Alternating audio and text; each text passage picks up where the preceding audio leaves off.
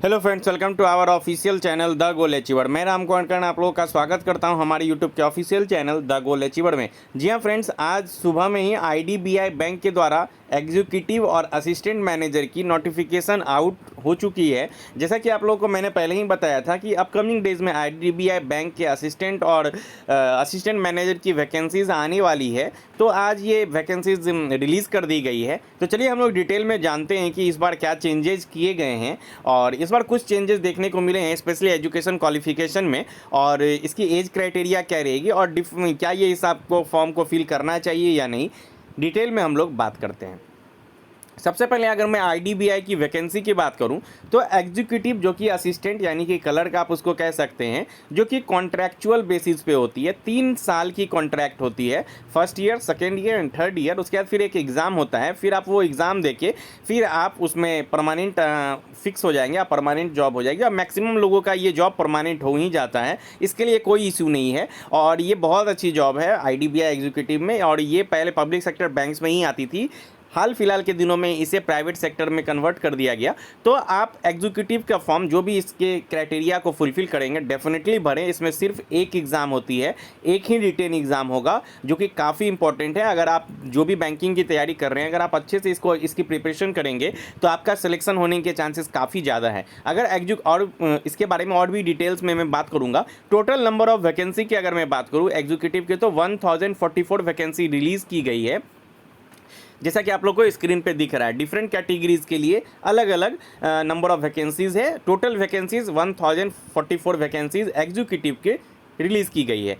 और assistant manager की अगर मैं बात करूं, जो कि ग्रेड ए ऑफिसर हुआ, एडमिशन टू आईडीबीआई पीजीडीएफ, ये जो आपकी जो ये पीजीडीएफ कोर्स होती है, यानी कि इसमें आपका जब सिलेक्शन होता है तो वहाँ पे 9 मंथ का एक प्रोग्राम होता है, उसको आपको करना होगा। उसकी कुछ फ़ी भी होती हैं, उसको डिटेल में बात करेंगे। सबसे पहले मैं बता दूं कि इसकी वैकेंसीज़ 500 वैकेंसीज़ रिलीज़ की गई है। और ये ऑल ओवर इंडिया, यानी कि इंडिया लेवल पे पूरे ऑल ओवर इंडिया की वैकेंसीज़ है, ये स्टेट वाइज वैकेंसीज़ नहीं आई हैं, मतलब असिस्टेंट मैनेजर की। तो आपकी बात करूं, ये वैकेंसीज़ की बात हो गई। और इसमें जो एलिजिबिलिटी क्राइटेरिया है, चाहे वो एज और क्वालिफिकेशन की है, वो 1 अप्रैल 2022 को डेट रखा गया। यानी कि सबसे पहले अगर आप एज की बात करूं तो क्लर्क के लिए, एग्जीक्यूटिव के लिए आपकी मिनिमम एज 20 और मैक्सिमम एज 25 ईयर्स होनी चाहिए। अगर आप और 1 अप्रैल 2022 तक आपकी मिनिमम एज अगर 20 साल है तो आप इस फॉर्म को फिल कर सकते हैं। यानी कि अगर आपका जन्म 2 अप्रैल 1997 से, यानी कि 2 अप्रैल 1997 से पहले का नहीं होना चाहिए और 1 अप्रैल 2002 के बाद का नहीं होना चाहिए। अगर आप इस बीच में आते हैं तो आप इस फॉर्म को फिल कर सकते हैं। ऑनलाइन रजिस्ट्रेशन 3 जून से 17 जून तक इसका प्रोसेस चलेगा। और टेंटेटिव डेट जो है ऑनलाइन टेस्ट की एग्जीक्यूटिव की, वो 9 जुलाई को, यानी कि काफ़ी नज़दीक आपको इसके एग्ज़ाम कंडक्ट करवाए जाएंगे। और असिस्टेंट मैनेजर की जो एग्ज़ाम होगी वो 23 जुलाई को कंडक्ट करवाई जाएगी। और असिस्टेंट मैनेजर की अगर एज क्राइटेरिया की अगर मैं बात करूं तो minimum age 21 and maximum age 28 years, यानी कि 2 अप्रैल 1994 के बाद वाले आप इस फॉर्म को फिल कर सकते हैं। यानी कि उससे पहले अगर आपका डेट ऑफ बर्थ है तो आप इस फॉर्म को फिल नहीं कर पाएंगे। और 1 अप्रैल 2001 के बाद वाले इस फॉर्म को फिल नहीं कर पाएंगे। तो 21 और 28 के बीच में अगर आपका एज आ रहा है तो आप इस फॉर्म को फिल कर सकते हैं असिस्टेंट मैनेजर की। दोनों की एजुकेशन क्वालिफिकेशन की अगर मैं बात करूं तो सिर्फ अगर आप ग्रेजुएट हैं किसी भी रिकॉग्नाइज्ड यूनिवर्सिटी से तो आप इस फॉर्म को फिल कर सकते हैं। पिछले बार क्या था, यहाँ पे 60% का एक क्राइटेरिया था।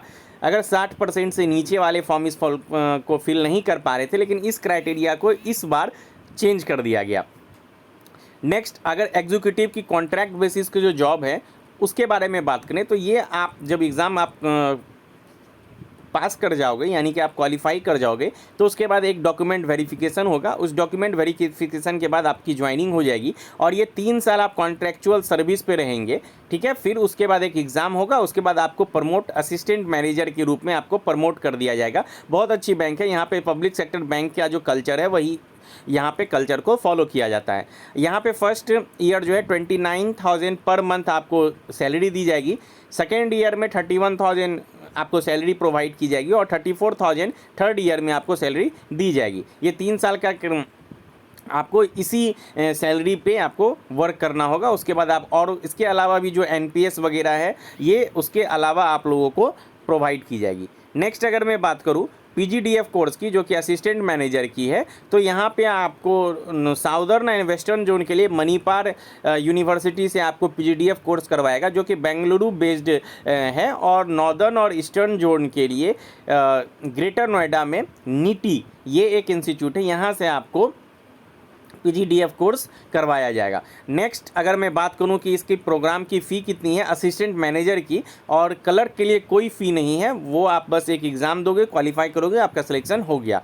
प्रोग्राम फ़ी की अगर मैं बात करूं तो 3,50,000 यानी कि 3,50,000 आपको फ़ी प्लस जीएसटी लगभग 4 लाख के लगभग आपको ये पड़ जाएगा इसकी प्रोग्राम की फ़ी। और ये आपको जो है इतनी फ़ी पड़ेगी, और इसके लिए आपको लोन भी प्रोवाइड किया जाएगा। आईडीबीआई बैंक खुद एजुकेशन लोन आपको देगी। उसके बाद फिर जब आपका सिलेक्शन हो जाता है तो फिर ये आपको इसका फिर ये आप इसको ईएमआई के थ्रू इसको चुकाते रहेंगे। अगर मैं बात करूं कि आपको प्रोग्राम के ड्यूरेशन में 9th मंथ तक 2,500 का स्टेपन मिलेगा पर मंथ, और जब आप इंटर्नशिप करेंगे तो 10,000 पर मंथ 3 मंथ तक आपको दिया जाएगा, यानी कि 12 मंथ का आपका इसका कोर्स है जो आपको करना है।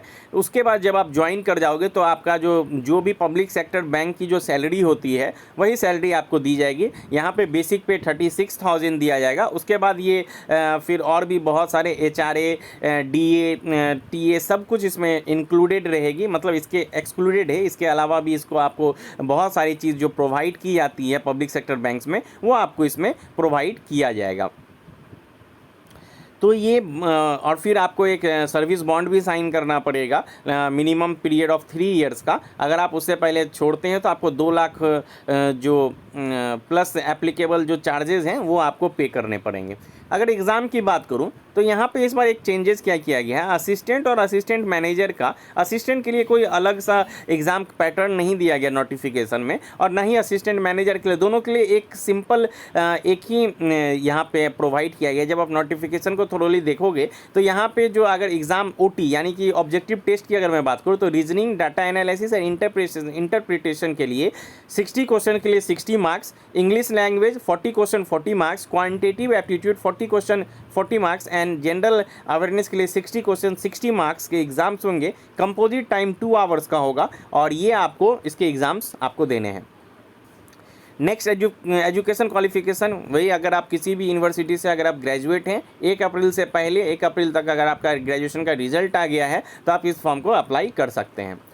नेक्स्ट अगर ऑनलाइन पेमेंट की अगर मैं बात करूं तो SC ST and PWD candidates के लिए 200 रुपये आपको चार्ज करने पड़ेंगे, और अदर जो भी कैटेगरीज हैं, चाहे कि OBC हो, चाहे EWS हो, चाहे जनरल हो, सभी लोगों को 1,000 रुपये का पेमेंट देना पड़ेगा। तो ये जो इम्पॉर्टेंट पॉइंट्स था वो आप लोगों के लिए था। और यहाँ पे मैं बताना चाहूँगा असिस्टेंट मैनेजर में जब आप ऑब्जेक्टिव टेस्ट पास करते हो तो उसके बाद इसमें डॉक्यूमेंट वेरिफिकेशन होता है, जो कि पर्सनल इंटरव्यू के टाइम ही हो जाता है, और उसके बाद फिर पर्सनल इंटरव्यू आपको देना होता है। उसके बाद अगर फाइनल रिजल्ट में आपका सिलेक्शन हो जाता है तो आपको पीजीडीएफ कोर्स करना होता है 1 साल का। उसके बाद आप डेफिनेटली असिस्टेंट मैनेजर के तौर पर आप आईडीबीआई बैंक, जो कि बहुत अच्छी बैंक है, वहाँ पर आप आपका पोस्टिंग हो जाता है। और एग्ज़ाम की अगर मैं बात करूं तो एग्ज़ाम का लेवल मेंस लेवल का रहेगा, और मेंस से थोड़ा नीचे रहेगा, और एग्ज़ाम अच्छा होता है। और इसमें अगर आप एक ही एग्ज़ाम है, सबसे बड़ी बात, अगर आप अच्छे से चूँकि रीजनिंग, इंग्लिश और क्वांट के लिए आप लोग तो प्री के लिए भी पढ़ते हो, तो यहाँ पे additional general and banking awareness है,